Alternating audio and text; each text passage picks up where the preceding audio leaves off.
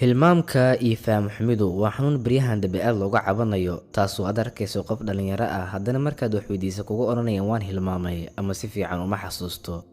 Markaan sidaa leeyahay ulama jeedo yaan waxba la ilaawin ama la hilmaamin, waayo Ilaahay subxaanahu wa tacaala ayaa bini'aadamka ku tilmaamay ilowshiyo badane, balse waxaan ula jeedaa ilowshiya xanuunka ah ama xusuusta qofka oo yaraata sabab kastaba ha keentee. Waxaan maanta halkaa kusoo bandhigaynaa laba qiso iyo daawadooda sida suuradda Qur-aanka u daweysay.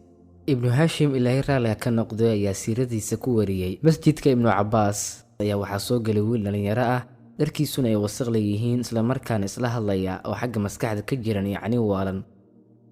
Dadkii masaajidka joogay ayaa arkay wiilka xanuunsanaya ee masaajidka soo galay, kadib ayay dibadda u saareen. Ibnu Cabbaas ayaa sheekadii wiilkii maqlay wuxuuna ku yidhi muxuu yahay wiilkani. Waxay ugu jawaabeen waa qof xanuunsan oo waalan, wuxuu sameynayana aan is ogeyn. Ibnu Cabbaas ayaa yidhi ii keena wiilka. Markii loo keenay kadib ayuu gacmihiisa saaray madaxa wiilka wuxuuna ku akhriyay suuratu Yaasiin.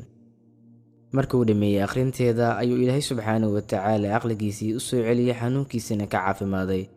Dadkii ayaa weydiiyey waxa uu ku akhriyay. Ilaahay subxaanahu wa tacaala caqligiisii ugu soo celiyay wiilka wuxuu ugu jawaabay waxaan ku akhriyay suuradii rasuulka calayhi salaatu wasalaam ku sheegay inay tahay wadnihii Qur-aanka, suuratu Yaasiin. Sheikhul Islaam Ibnu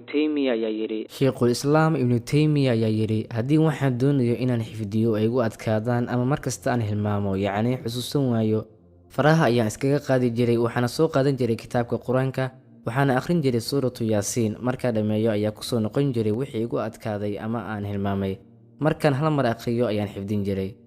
Inkastoo Qur-aanka Kariimka dhammaantiis hanuun iyo daawo u yahay dadka muslimiinta ah, ay haddana suuratu Yaasiin tahay furaha maskaxda iyo daawada ilowshiyaha. Wassalaamu calaykum waraxmatullaahi wabarakaatu.